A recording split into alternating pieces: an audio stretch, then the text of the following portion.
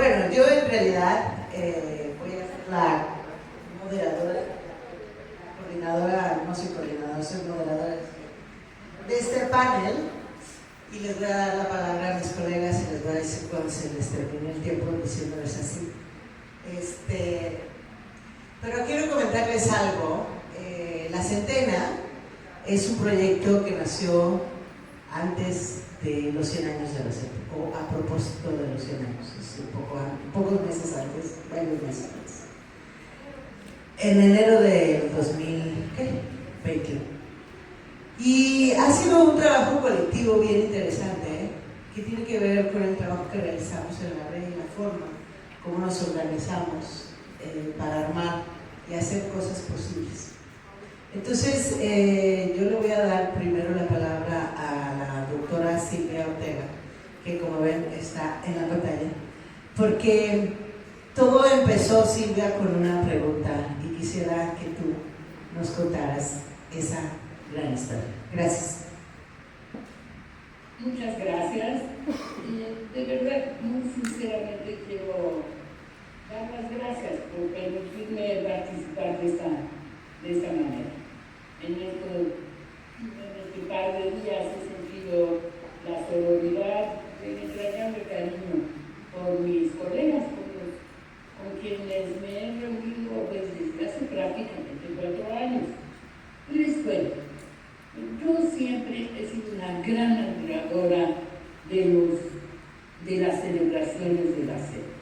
Es allí en donde en ese edificio magnífico de Brasilia, Argentina, en donde se celebran los grandes momentos y acontecimientos del mundo de la educación. De manera que siempre me ha parecido que esas ceremonias, esas celebraciones refuerzan la identidad, fomentan la cohesión y, muy importante, los lugares espectaculares, las estatuas, el gran simbolismo que está dentro del edificio y en los entornos, pues hacen un espacio que refleja de muchas maneras la construcción de la nación y de su columna vertebral, la educación. Ya en el 90 aniversario de la Secretaría se echó la casa por la ventana. Muchas de nosotras recordábamos cómo se preparó con anticipación y esmero, quedaron libros, registros de eventos escolares, estatales, concursos nacionales, internacionales, y la participación de las y los estudiantes de todos los niveles educativos. Por eso esperábamos que para el centenario, bueno, fuera aquello la apoteosis. Esperábamos resultados impactantes de alguna manera, porque el énfasis del gobierno federal en ese momento era combatir la desigualdad mediante una educación pública de amplísima cobertura y con el gran objetivo de que fuese un momento en el que se celebraran pues las hazañas que se relatan justamente en los lugares. Pero no, la verdad es que no ocurría de esa manera y estábamos a la expectativa. Por eso la pregunta de Valeria resultó una verdadera provocación. Ella dijo, bueno, ¿por qué no hacemos algo para festejar el centenario? Y dijimos, bueno, pues sí, ¿por qué no? Claro que sí, vamos a pensar qué hacer. Y se produce esa magia del pensamiento colectivo, esa lluvia de ideas que hace de la creación algo tan único, tan fantástico. Pero llegamos pronto entonces a una conclusión. Nuestro festejo, que se llamaría La Centena, excelente nombre que propuso Elisa, era nuestra otra historia de la educación y también necesitaba un primer símbolo. Por eso solicitamos que en el pasillo de los maestros ilustres que conecta el patio de trabajo con el patio de las fiestas, en el espléndido edificio de la SEP se incluyese a 7 grandes figuras femeninas de la educación, de manera que el número de hombres y de mujeres eminentes fuese igual y quedase sino en el pasillo en algún lugar fantástico de ese magnífico edificio. Lo que siguió entonces fue el recorrido desde la selección de nuestras 7 figuras destacadas por sus contribuciones a la educación y la cultura nacional, hasta la presentación formal de la iniciativa ante la autoridad designada por la entonces secretaria Delfina Gómez. Ella nos dijo: hablen ustedes con el jefe de oficina, y eso hicimos. La respuesta fue: sí, claro que sí, pero vamos haciendo la gestión con todo el rigor político y administrativo, lo cual nos pareció razonable. Pero allí no quedó.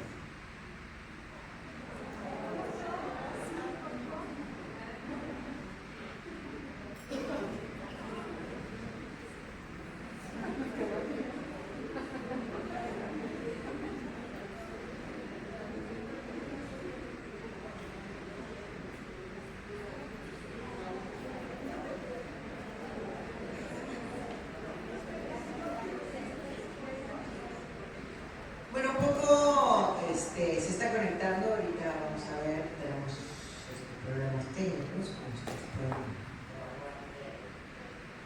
ver. Ahí está.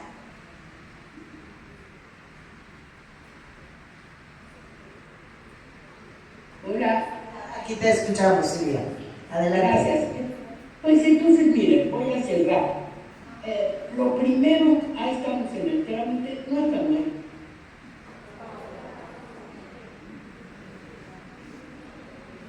Igual tiene alguna complicación el trámite, como les dijo Silvia.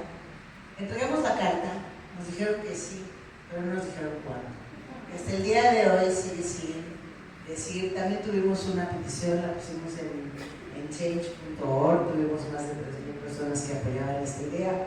La idea sigue en pie, incluso es una provocación para que volvamos a renovarla, volvamos a pedir. Como decían en el pueblo, pedir no empobrece, dar es lo que aniquila. Entonces, pues sigamos pidiendo que haya paridad. Ahí está Silvia. Sí, cierto. Tenemos que conseguir que el pasillo de los maestros y las maestras, o al revés, quizá de las personas destacadas en la educación, sea paritario.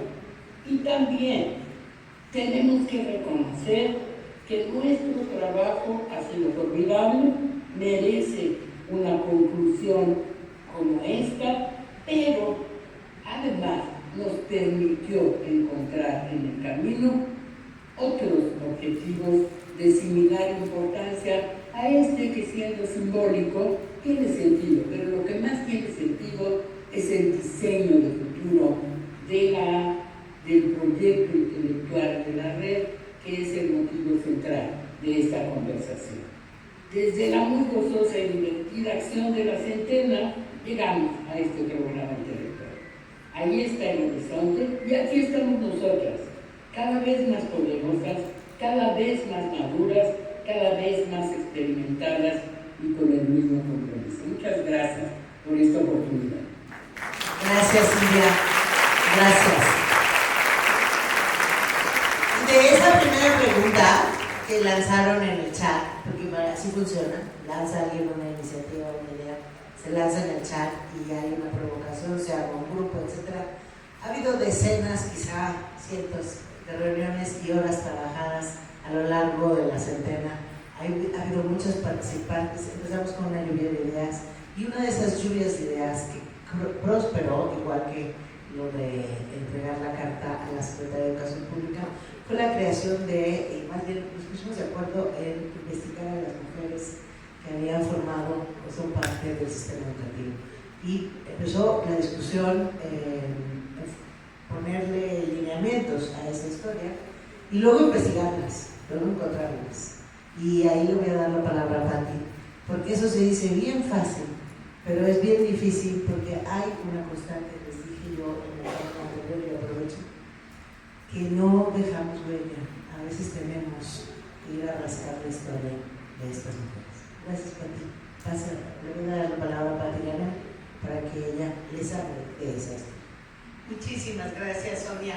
Qué gusto estar compartiendo este panel con quienes hemos construido esta otra parte, pero además muchas de ustedes se van a sentir representadas porque han sido también protagonistas de rescatar a estas mujeres que hoy se integran en este segundo grupo y que da origen a esto que se llama la línea editorial de Muporé. Y pues después de que se hace la petición a la SEP y que se presentan estas siete perfiles, pues quedan muchas mujeres ahí en la lista. Y dijimos que bueno, ¿qué vamos a hacer con ellas? Y entonces, como estábamos en el ámbito de la centena, pensamos que podíamos conseguir 100 mujeres que representaran cómo se ha construido el sistema educativo en México, cómo se ha tejido, cómo se ha sostenido, cómo se ha ampliado, y nos encontramos que ha sido por muchas mujeres. Sin embargo, no están visibles, ¿no? Y no están visibles por muchas razones, empezando porque la narrativa, los discursos, los eventos siempre han sido representados por hombres, empezando porque pues, nuestros secretarios, pues desde que la Secretaría de Educación Pública se constituye como tal, pues había estado representada por hombres. Pero investigando aquellas mujeres que habían quedado en la lista e integrando algunas más, nos dimos cuenta que las aulas rurales y las escuelas multigrados habían sido impulsados como idea por mujeres, lo mismo la formación de docentes, también los proyectos comunitarios y la alfabetización, había mujeres detrás. También la innovación de medios y recursos había sido encabezada, la idea sostenida, dando seguimiento por mujeres. También en tiempos difíciles, sobre todo en cuestiones de emergencia, muchas líderes de la Secretaría de Educación Pública eran mujeres, sobre todo cuestiones de inundaciones, cuestiones de guerra, cuestiones incluso de la misma pandemia, habían sido lideradas por mujeres. Y por supuesto en lo cotidiano, en llevar las listas, en generar un poco toda esta secuencia o en trabajo con los niños, niñas y jóvenes. Y en este sentido nos encontramos que tratando de buscarlas, pues no nos aparecían, no estaban presentes en esa narrativa de los libros, sus rostros no están en monumentos ni en fotografías y sus aportaciones han sido apropiadas por otros o minimizadas o ignoradas. Por lo tanto, nos propusimos recuperar sus historias, nombrarlas, reconocerlas y compartir sus trayectorias. En ese sentido, pues lo que hicimos fue proponer algunos criterios que ha sido parte de la discusión que hemos tenido y dio origen precisamente a un primer ejemplar en el que muchas de ustedes participaron para visibilizar lo que serán pues funcionarias dentro de la SEP. Ya Elisa hablará más ampliamente sobre eso. Y invitamos a muchas de ustedes a participar y hemos transitado, hemos reconocido 4 grandes etapas de la construcción, ustedes las están viendo ahí, tanto las mujeres de este colectivo que han participado en su descripción, como algunas de las mujeres que participarán en este ejemplar. La primera etapa le podemos llamar una etapa espontánea. Pedimos a las integrantes de Muporé que de manera voluntaria nos apoyaran con la narrativa biográfica de algunas de ellas. Así nace un poco el ejercicio. Y de esta etapa surge que se generaron materiales que están en nuestra página. Se hicieron pequeñas infografías de esta descripción, de esta investigación, pues de las que muchas de ustedes participaron, se les dieron algunos datos y ahí nos empezamos a encontrar con complicaciones. Había datos que no coincidían, había datos que no podíamos comprobar y entonces se originó una segunda etapa a la que podemos llamar una etapa más estructurada, en donde ya se organizó el proceso y se definió un formulario mucho más técnico donde pudiéramos encontrar más información de esas mujeres. De eso surgió garantizar una recopilación más ordenada y comparable entre las diferentes mujeres que serán producto de este libro. Luego pasamos a una tercera etapa porque no nos gustaba, ¿no? Siempre la parte editorial siempre va a ser insatisfecha, nunca queda uno, los que han escrito, las que son investigadoras y ven su documento, siempre hay algo que ponerle, y pasamos a una tercera etapa que podríamos llamar una etapa más de homologación, donde se avanza en una metodología compartida y validada por todo el equipo que se dio a conocer a las redactoras. Ya esas fichas fueron revisadas, editadas y verificadas bajo un mismo enfoque, digamos. Y de eso surgen fichas con una narrativa y con semblanzas, ya no eran una cuestión biográfica, sino más bien semblanzas. Y seguíamos en la insatisfacción y viene una cuarta etapa, que es una etapa más de apoyo con equipos externos. Elisa pidió aportaciones sobre grandes editores, se revisaron las fichas y de eso se generó ya una revisión con mucha más alta calidad, con información mucho más argumentada y un estilo de redacción que verdaderamente fuera el más adecuado. En ese sentido, ahí nace de esta cuarta etapa lo que ya se llama la línea editorial. Muchas de ustedes hoy me han preguntado qué pasó con el libro, si se va a sacar. Claro que se va a sacar y ahorita seguiremos con esa descripción. Cada etapa representa, por tanto, una construcción de un proyecto que creció desde el deseo de la justicia, se ordenó metodológicamente y se fortaleció con alianzas, y así se forjaron estas fichas como relatos que resisten el olvido y que abren camino a una nueva narrativa de la educación mexicana en femenino. Y lo que quiero, para terminar y cerrar, cada autora eligió, ¿cómo las elegimos? Pues ya les comentamos que fue una invitación voluntaria, abierta, y cada una de ellas eligió a una de las mujeres que estaba en esta línea. ¿Por qué? O porque la conocían, son forjadoras, son funcionarias vivas, sí, personalmente habían tenido alguna relación. Otras descubrieron lo que hacían y que se motivaron a escribir sobre ellas, o algunas narraron, no, porque bueno, pues pedimos a estas que faltaban y ellas decidieron participar.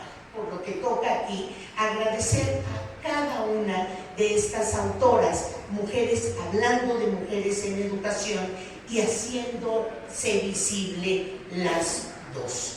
¿Sí? Profundamente este ejercicio ha sido práctico, intelectualmente profundo y humanamente sensible. Gracias a todas, y bueno, pues la historia continúa porque se pretende no solo hablar de funcionarias, sino de otras mujeres, será otro ejemplar, y así pues pretendemos que esto siga creciendo. Gracias, Pati. Gracias.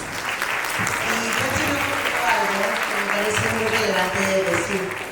Es cierto que nosotros hicimos todo el proyecto de la Centena tuvo, además, un proyecto de difusión, obviamente. Entonces, se hicieron blogs, se redactaron fichas con pequeños gráficos que están en la página web. Se hicieron además videos, gracias a Elisa Guerra hizo videos que pueden ver en YouTube, en nuestro canal de YouTube, con las pequeñas historias que salieron de las fichas originales tenían, pues nada, el dato de dónde nació, por qué nació ahí, no porque dónde nació y si murió o no murió, si fue tal directo, tuvo tal cargo o no, porque había además un criterio, si no eran todas las mujeres, porque es imposible, sí no tenían que ser mujeres que estudiaran el primer y segundo nivel de decisión en la Secretaría de Educación Pública, y en el primer nivel de decisión en las secretarías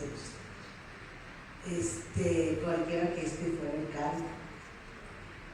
Hasta tercer nivel en la SED federal y primer nivel y segundo nivel en las SEDs locales. Entonces eso nos permitió como ver algunas historias que ya va a contar ahora a continuación Elisa, pero esta primera tirada de fichas y que se convirtieron en gráficos muy pequeños, muy breves, y los videos permitieron darle visibilidad a un grupo enorme, fueron 100, ese era el objetivo, no nada más, 100, durante la centena. Pasado ese primer año, empezó en octubre del 21 y terminó en octubre del 22, esa difusión o la difusión de esos gráficos y de esos videos, y cada vez teníamos un blog destinado a alguna historia, y algunas de las historias de las mujeres en relación a la educación son muy interesantes. Entonces, ahora le voy a pasar la palabra porque esa historia terminó en el año de la centena.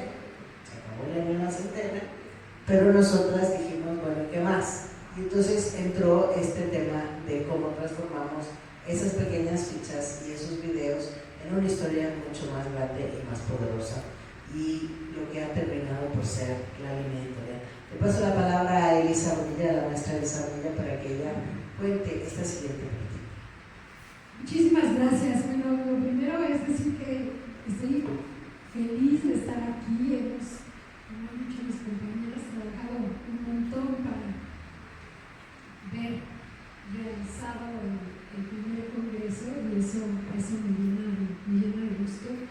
Y no puedo dejar de decir.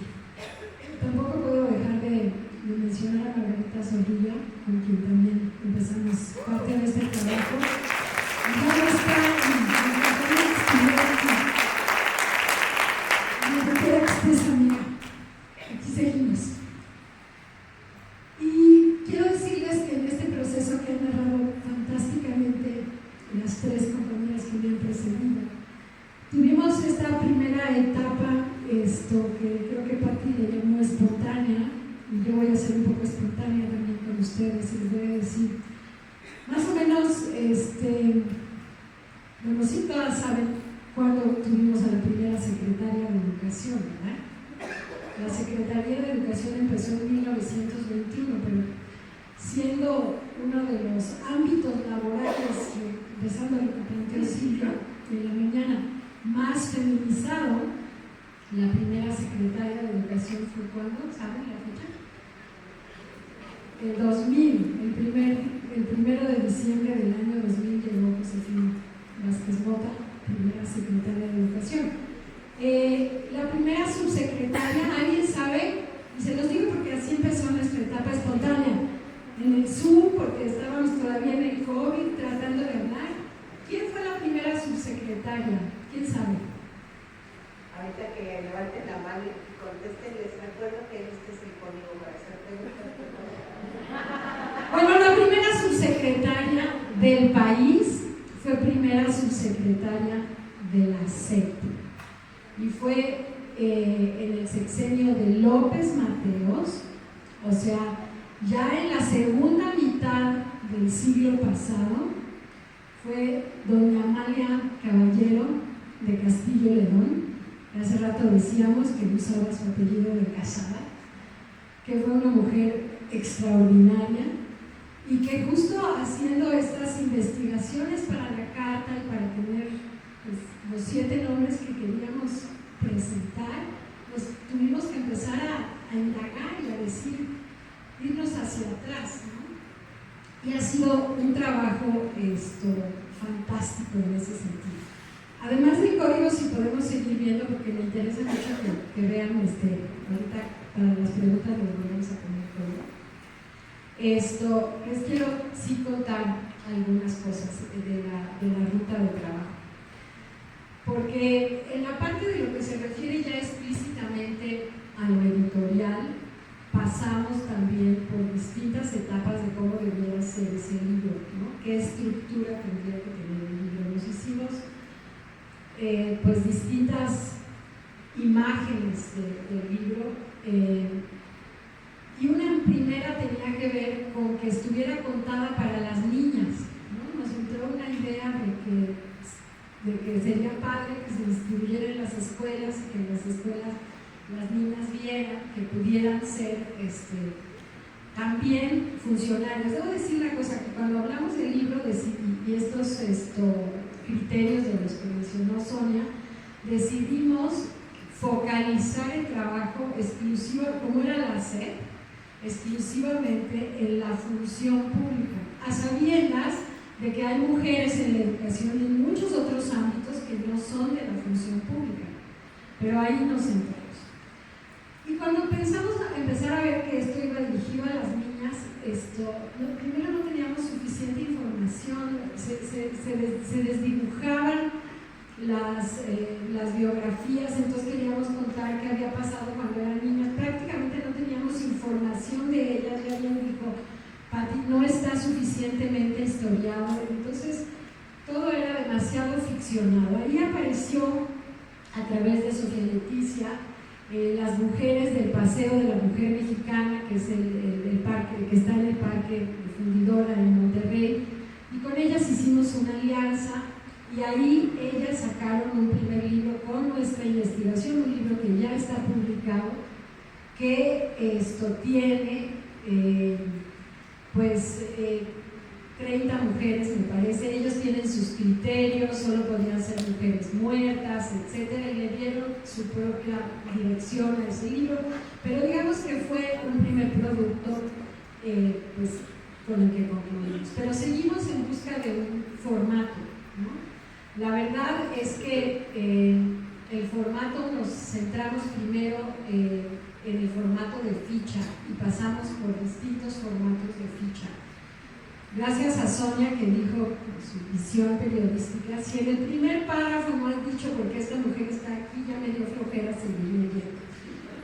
Y con toda razón hubo que reorganizar y rehacer las fichas para en un primer párrafo decir, bueno, esta mujer fue funcionaria y estas fueron sus tareas. En ese sentido, tuvimos que dejar fuera biografías que ya habían escrito algunas de las compañeras, porque habían destacado otros aspectos profesionales y personales de las mujeres. Entonces por ejemplo, había varias que eran muy feministas y nos la contaban como feminista y toda su tarea feminista, pero no nos decía nada de qué había hecho en educación. Entonces no quedaba claro por qué tenía que estar en ese libro. Entonces tuvimos que encontrar un formato en el que esa información quedara dicha de alguna forma, pero no fuera la parte central. Ya dijo Patti que no hay investigaciones. Hay un libro, no traigo aquí, ahorita me di cuenta el autor, pero quien esté interesado se los puedo dar porque está en la bibliografía del libro. Hay un bibliógrafo, bibliotecario de la UPN, hizo un libro sobre todos los funcionarios de la Secretaría de Educación Pública. ¿Esto qué es? ¿Y ya me callé?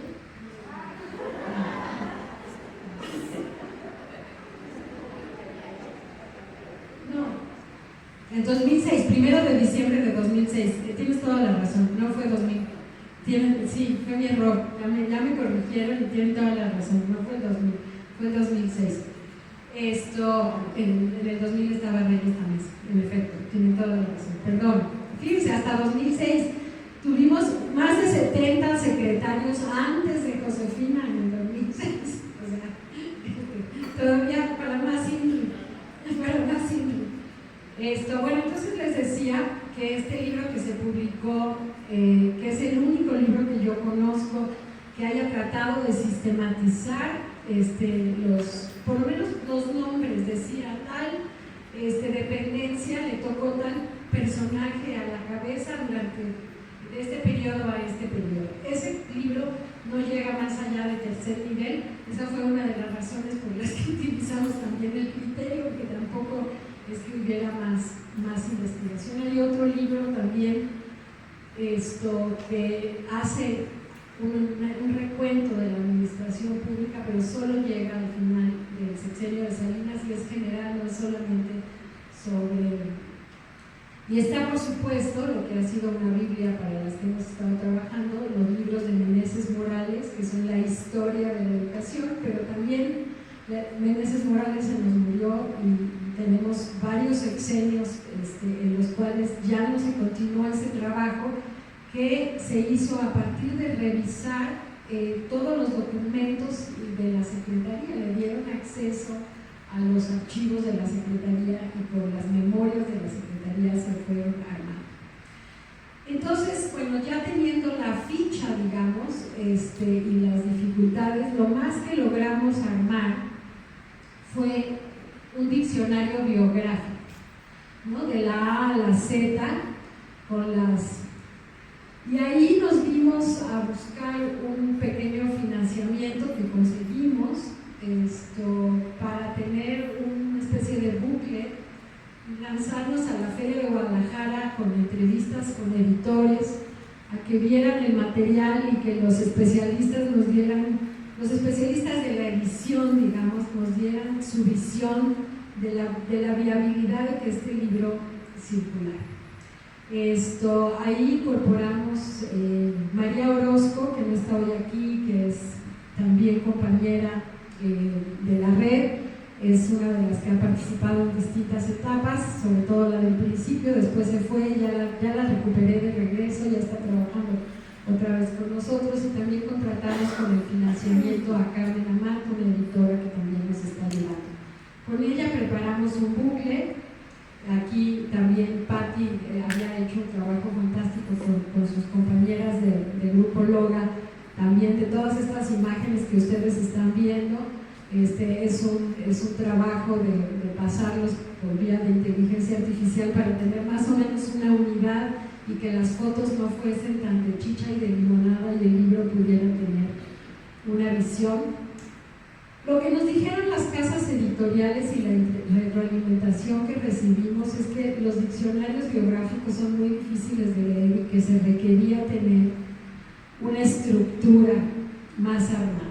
Entonces, en el momento en el que estamos hoy, la decisión que tomamos fue armar una historia de los 100 años de la SEP, digamos, a partir de 5 grandes etapas históricas, las cuales tienen, pues, quiénes fueron los secretarios en ese periodo, cuáles fueron las políticas en ese periodo, dicho de manera muy general. Y aquí no están todas, por cierto, aquí pude poner en este PowerPoint las imágenes que ya teníamos, pero hay más mujeres que las que están viendo aquí. Están ordenadas en estas 5 etapas y estamos justamente en ese trabajo. Entonces, haciendo este trabajo, como decían ya las compañeras que hablaron antes que yo, decidimos que un trabajo de MUPORE es tener una línea editorial sobre las mujeres en educación. Nuestro primer working title, digamos, de la colección es Ellas Educan, 1921-2021. El primer libro de la serie sería el de las funcionarias. Todos los editores nos han dicho que tenemos que encontrar un título mucho más bonito. Las funcionarias, nadie va a comprar el libro, se les van a quedar ahí. Entonces, estamos en la búsqueda de un título. Nos dijeron, bueno, vean de lo que han escrito las mujeres funcionarias sobre educación y retomen una frase de ahí. Ya el subtítulo podrá ser las funcionarias en estos 100 años de educación, pero estamos a la búsqueda de un título. Y entonces, y le voy a pasar luego la palabra también en un momentito a mi compañera Eugenia, para que hablemos también de hacia dónde vamos con la colección. O sea, la idea es que así como hemos venido trabajando nosotras, hayan otros grupos dentro de esta red fantástica, pues que volteen a ver qué han hecho las mujeres en las organizaciones de la sociedad civil, las maestras frente a grupos, supervisoras, normalistas, las investigadoras educativas, que se puedan mirar tal vez por nivel educativo, las educadoras en preescolar, las maestras de primaria, las historias en secundaria son muy distintas, o en la media superior, en la superior y por supuesto en las normales. También por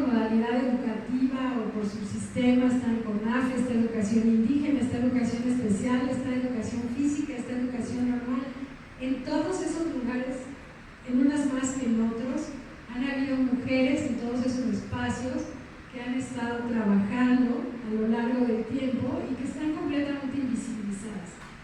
Y entonces la tarea es hacerlas visibles, tratar de buscar dinero, grants para poder hacer esto, porque no es así de apretar un botón.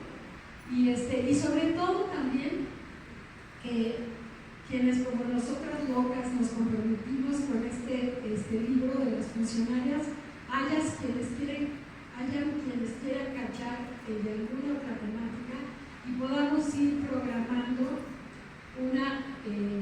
siguientes títulos, porque con este primer título bien terminado pues queremos ver qué editorial, quién se suma, qué institución, con quién quiere trabajar para poder hacer esta tarea.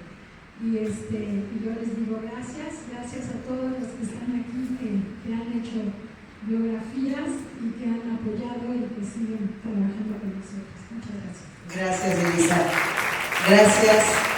Gracias por contarnos esta historia, que al final del día, insisto, han sido varios años de trabajo colectivo. Y lo más interesante no es el pasado, sino lo que viene de frente.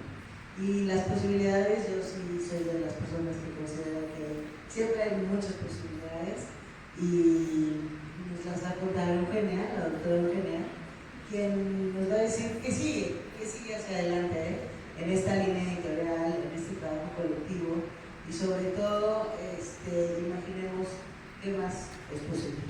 Gracias. Gracias a ti, Sonia, gracias a todos. No quiero decir que es un enorme, de veras, honor colaborar y trabajar con ustedes. O sea, Historia Viva, me acuerdo las conversaciones con Sofía Leticia, Elisa, esas primeras conversaciones para identificar y encontrar a las mujeres y literal eran datos orales, ¿no? Que se recolectaban de quienes han sido protagonistas de estas historias, ¿no? Bueno, pues un grandísimo honor, de verdad. Y bueno, ¿qué sigue? Pues que las compañeras de Mujeres sigamos trabajando, ¿no? Realmente ustedes se han dado cuenta, más bien quiero cerrar esto, no me voy a llevar mucho tiempo porque creo que el espacio para preguntas y respuestas, lo más importante del proyecto, ya lo han comentado Elisa, Kat, Silvia, Sonia. Este es como un proyecto emblemático de la red. Este es el tipo de trabajo que hacemos. Esto es lo que queremos ser. Queremos aspirar a este tipo de proyectos que son proyectos de co-construcción, colectiva, colaborativos, pero no se dan en automático, no se dan por ósmosis, ¿sí? Se requiere trabajo, sí, obviamente, pero se requieren algunos factores para hacerlos posibles, que son liderazgos, empoderamiento, ¿no?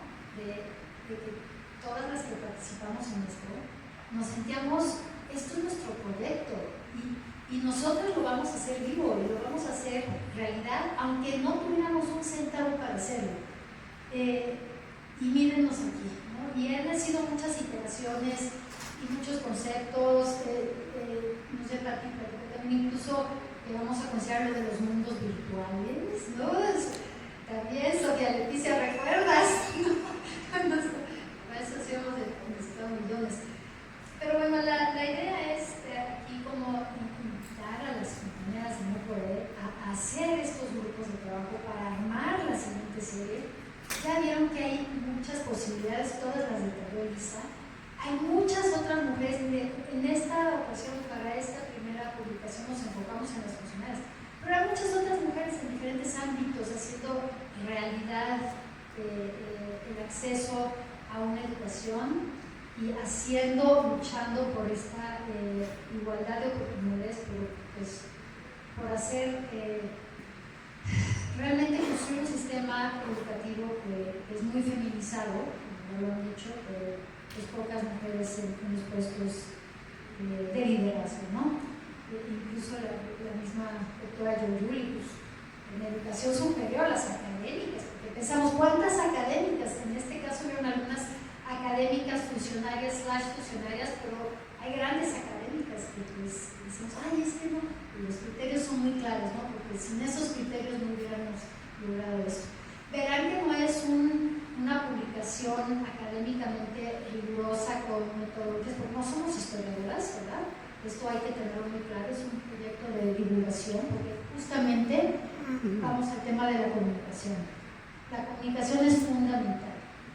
Y podemos hacer todo el trabajo del mundo, pero si no estamos visibilizando a las mujeres, si no tenemos esta parte estratégica, como dice Sonia, si no estamos pensando de manera estratégica, todo esto que estamos haciendo se queda en el olvido. Y yo quisiera dejarlo aquí, pero sí invitar a las compañeras de Mucoret a que se unan a trabajar en este proyecto que es como emblemático de lo que somos y de lo que esperamos hacer. Muchas gracias. Gracias. Gracias, Eugenia. Y antes de darles la palabra para las preguntas, han llegado aquí algunas. Les cuento una cosa. Yo sí creo que si no hubiera sido porque hay personas que vivieron en la Secretaría de Educación Pública los últimos 100 años, no todos los años, no todos los 100 años, pero en pedazo, no hubiéramos logrado tener esa información. Y no lo hubiéramos logrado tener porque no están en el lugar.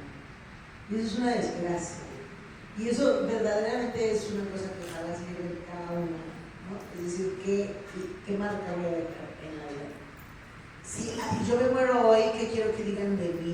Pónganlo en una página web, hagan un Wikipedia, dense esa tarea. Porque si ustedes no cuentan su historia, no va a haber muchas como nosotras que van a seguir contando la historia. La verdad, que además las historias, quienes algunas veces han contado la historia, nos encontramos con historias que no son reales, ¿cierto? Nos encontramos con fechas que no son verdad. Y uno dice, no, es que yo no me merezco estar en Wikipedia. No, sí te mereces estar en Wikipedia. Ve mañana a las 8 en casa, reflexión, haz tu y pon en Wikipedia, haz tu página web, haz lo que tienes que hacer, deja huella. Y voy a leer dos preguntas, pero si alguien más levanta la mano, porfa. Felicidades por la iniciativa, importantísimo visibilizar la participación de las mujeres en todos los ámbitos, en especial en el educativo. Me parece interesante la estrategia de difusión. Me gustaría proponer para el futuro a mujeres que promovieron la educación sexual y que participaron en los libros de texto. Allá hay un tema.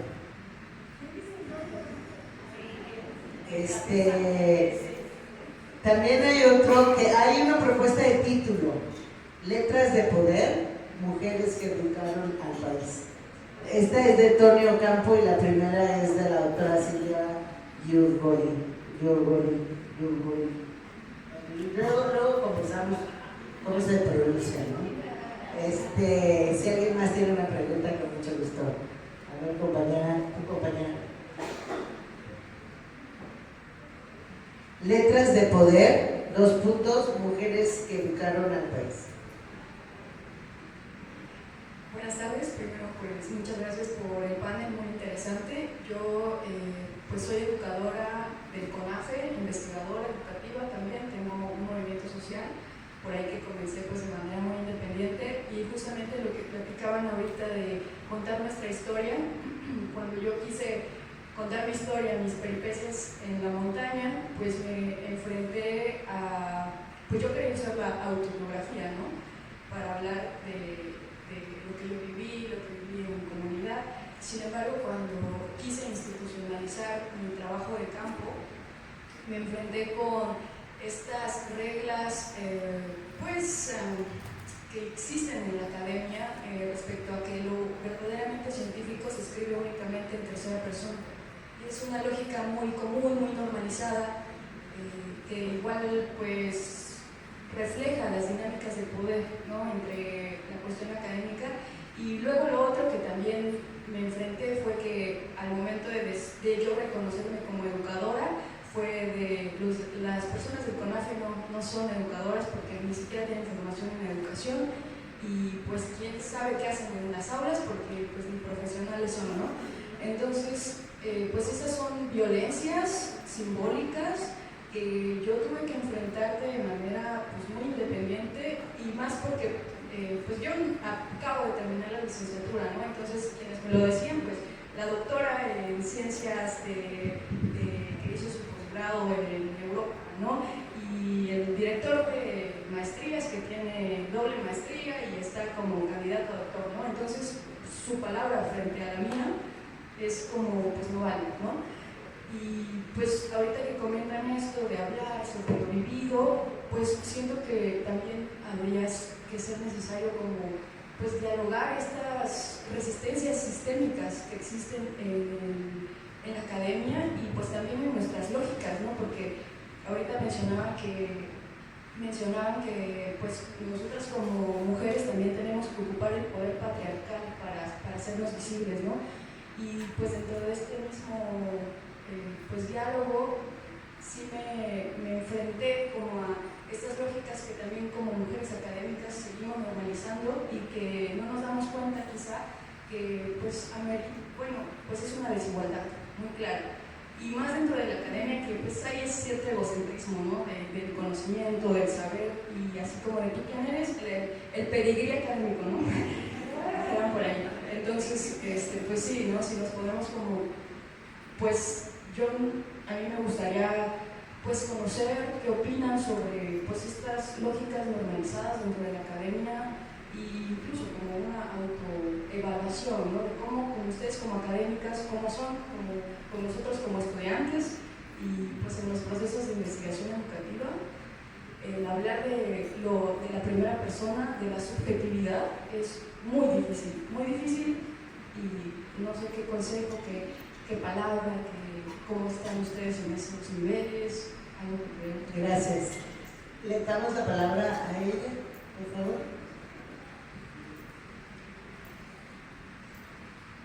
Sí, muchas gracias.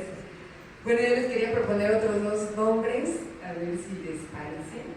El primero es Forjadoras del Saber, que son mujeres que transformaron la educación pública en México. Y el siguiente, Voces que Enseñan, historias de mujeres en el corazón de la educación mexicana. Gracias. ¿Alguien más tiene alguna pregunta? A ver, allá atrás. Si le pasan el micrófono acá a la compañera de rojo, del vestido rojo. Gracias. Gracias. Hola a todas.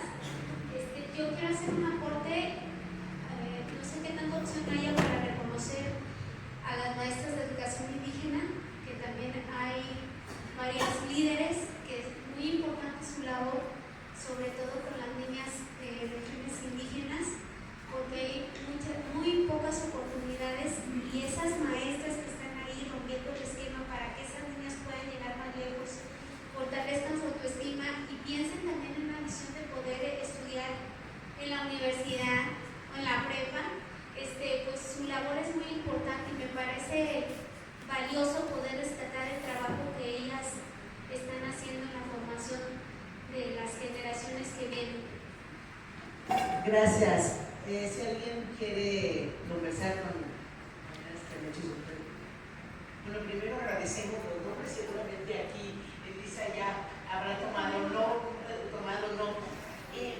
Quiero hacer dos intervenciones. La primera que tiene que ver con esta parte de las maestras de comunidad o las maestras que trabajan en grupos indígenas y demás. Justo fue un dilema que nos enfrentamos, ¿no? Porque salían mujeres que han hecho una labor impresionante.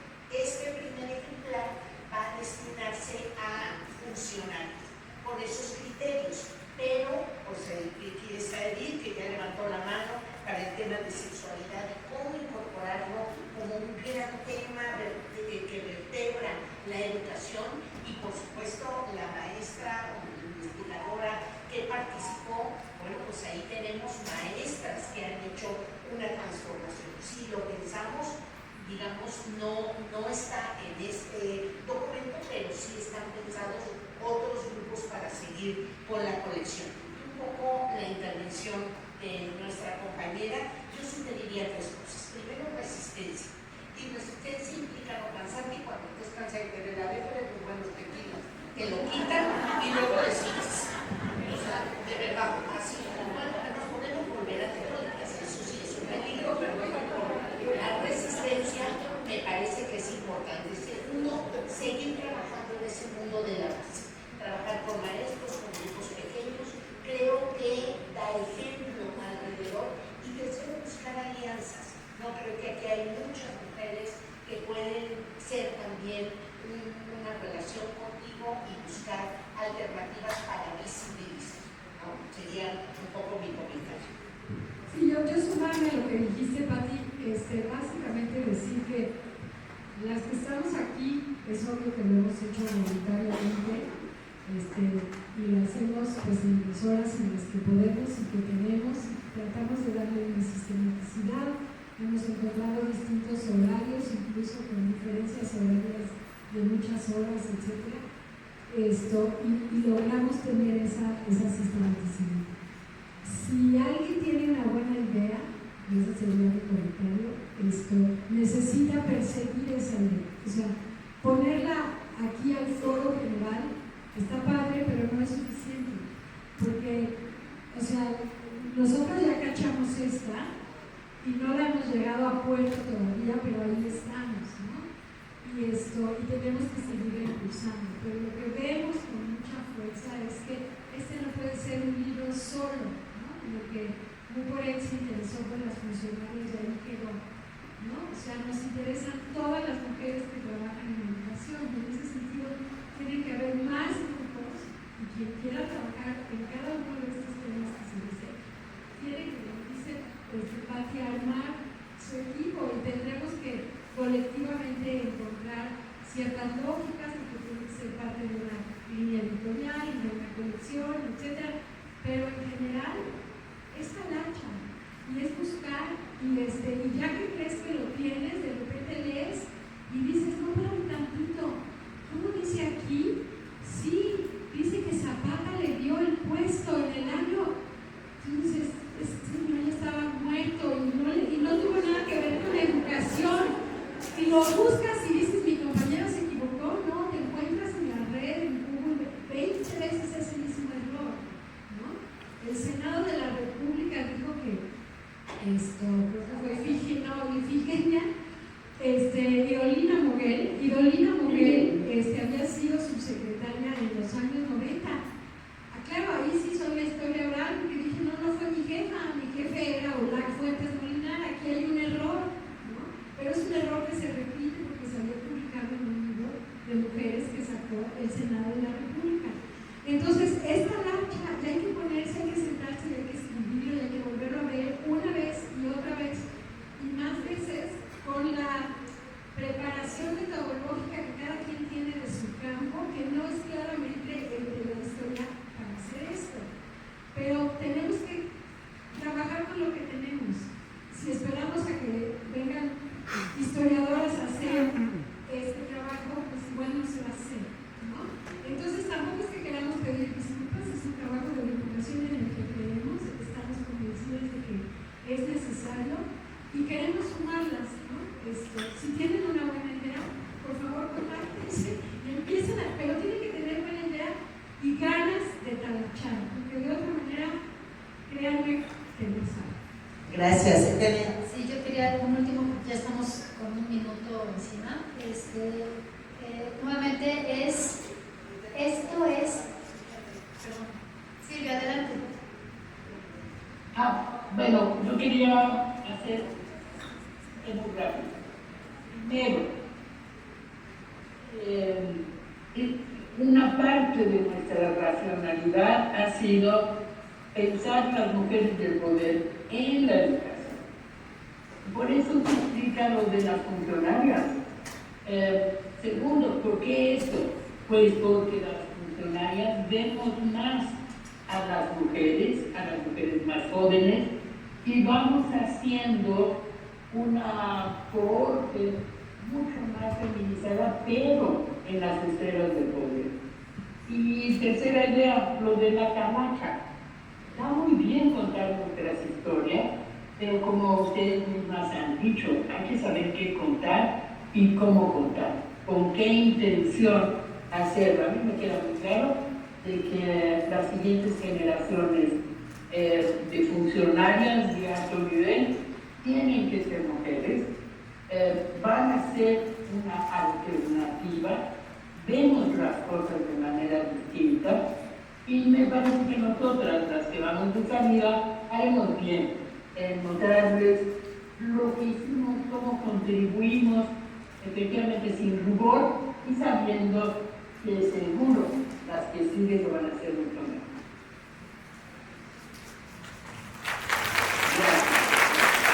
Muchas gracias. Yo participo, esto es algo, nuevamente, así como este congreso es algo nuevo, innovador, este libro también es algo nuevo, innovador. Yendo al comentario de la compañera, a ver, no estamos viendo si, o sea, no vamos a hacer una tesis doctoral, ese no es nuestro interés, ¿no? Ese no es nuestro interés. Incluso ver el mismo tono de la narrativa, a ver, ¿cuál es el tono? ¿Cómo? O sea, también las discusiones con Sonia. O sea, este es verdaderamente un proceso de co-construcción. Esto es lo que hacemos, esto es lo que somos. Colaboramos para construir cosas diferentes, nuevas e innovadoras. Gracias. Y ya nada más para agradecer a mis colegas que estuvieron aquí en este panel, el panel de Montpellier, y cerrar con el comentario de la chica. El mundo es complicado, no es un lugar sencillo de vivir, pero está lleno de posibilidades. Entonces creo que ver las posibilidades en lugar de las dificultades es un buen camino para seguir.